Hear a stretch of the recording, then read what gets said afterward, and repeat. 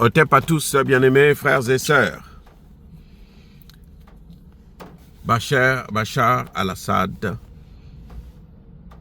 est tombé.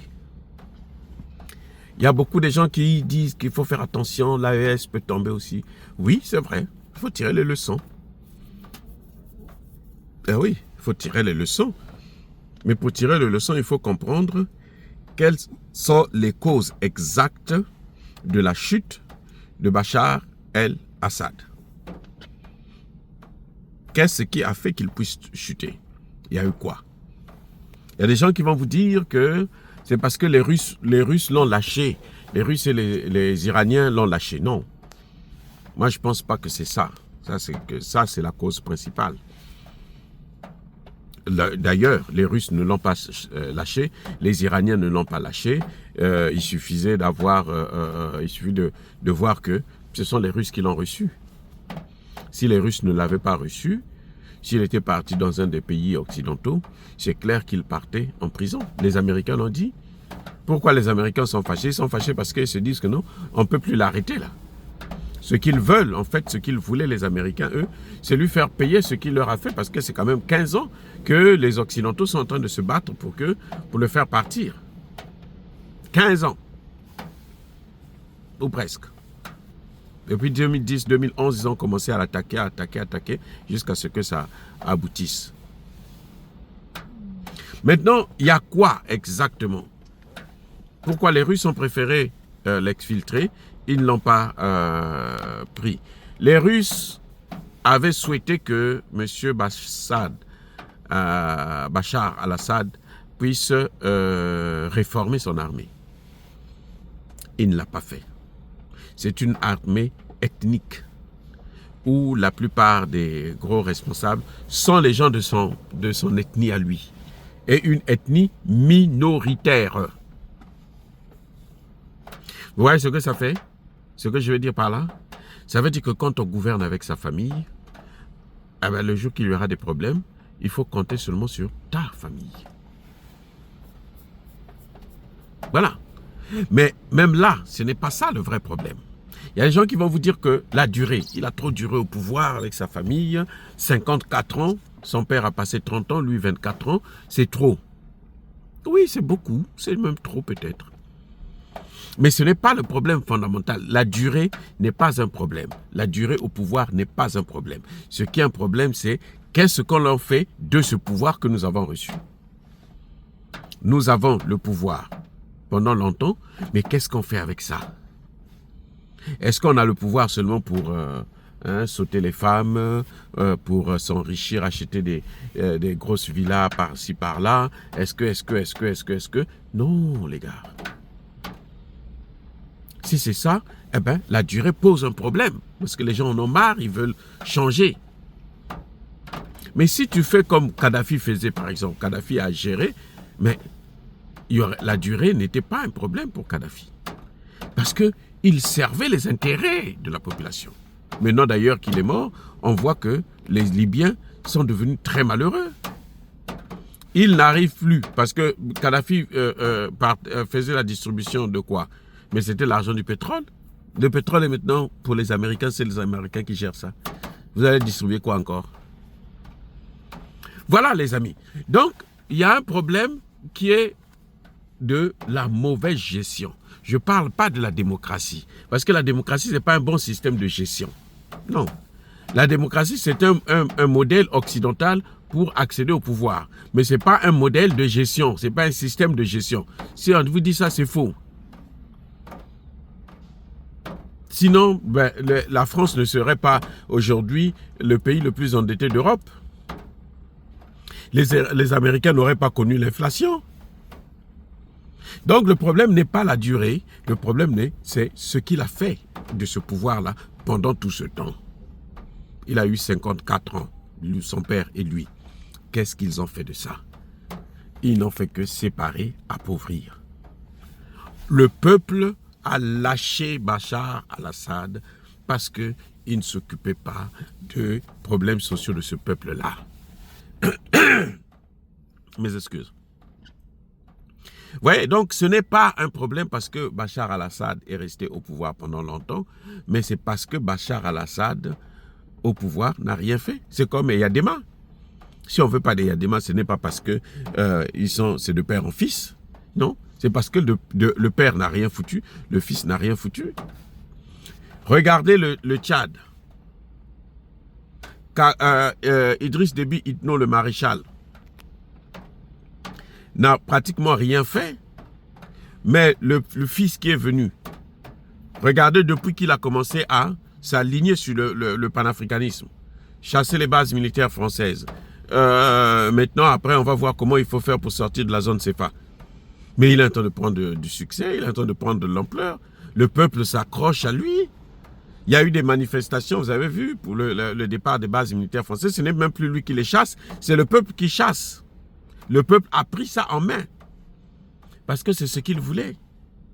Il n'a pas demandé au peuple de sortir pour aller se manifester, non. Le peuple l'a fait. C'est comme ça s'est passé au Mali, au Burkina, au Niger. Le peuple sortait par un réflexe pour soutenir le pouvoir en place.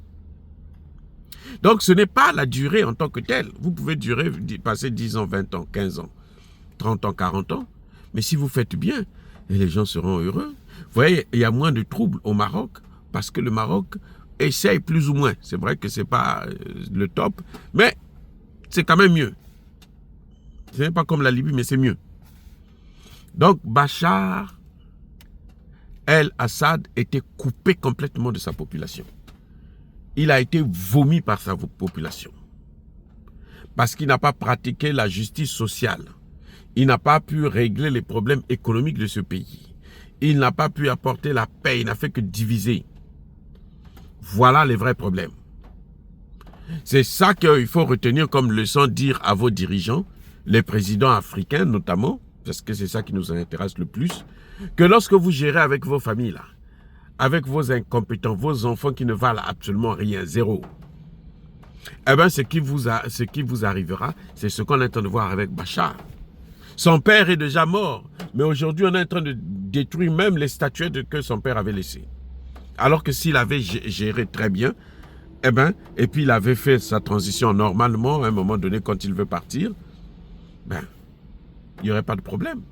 Parce que quand tu gères mal, ce qui est bizarre, c'est que les gens en question qui gèrent très mal, ils ne veulent jamais partir aussi du pouvoir.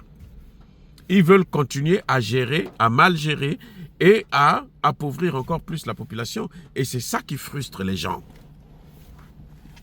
Donc Bachar, son premier problème, c'était avec sa propre population. Parce qu'il avait été vomi par la population.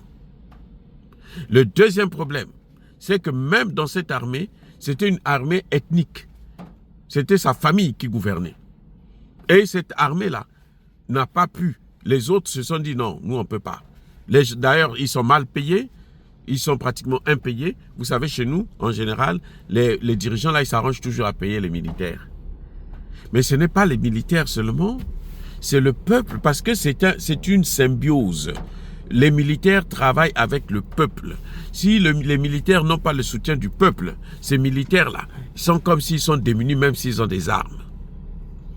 Voilà la vérité.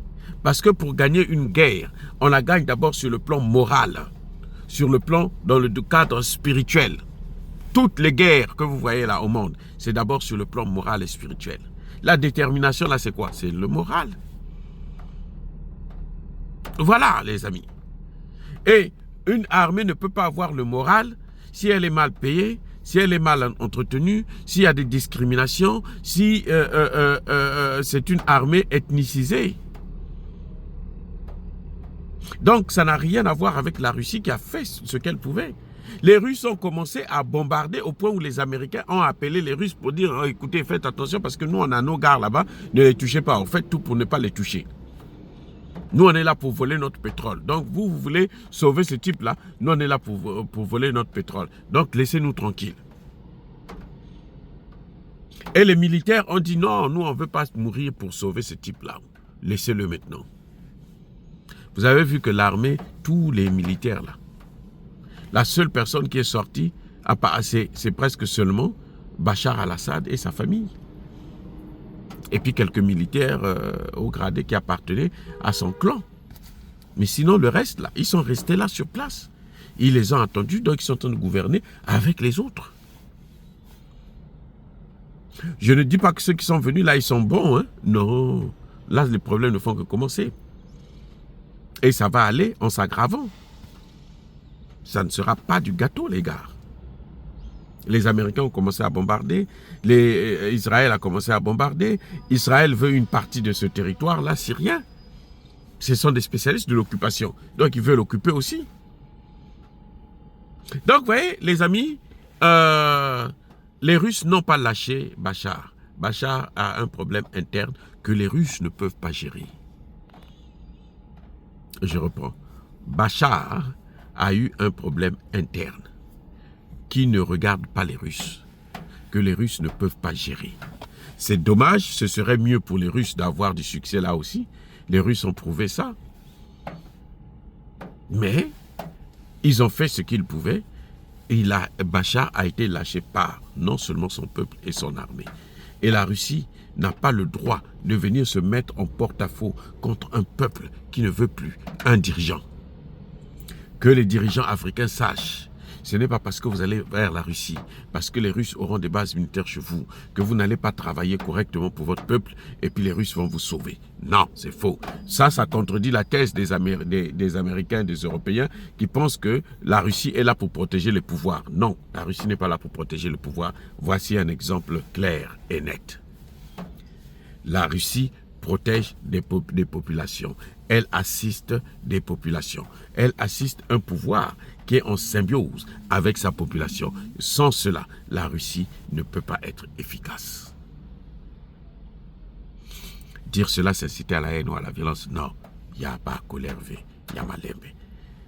Soyez bénis, soyez abondamment bénis par le Dieu des Kémites et par nos ancêtres angélisés, mais que tous ceux qui persécutent le continent africain le pillent et le déstabilisent, qu'ils soient noirs, blancs, chinois, arabes, juifs, indiens, qu'ils soient maudits, punis, foudroyés, neutralisés, écrasés, effacés par le Dieu des Kémites et par nos ancêtres angélisés.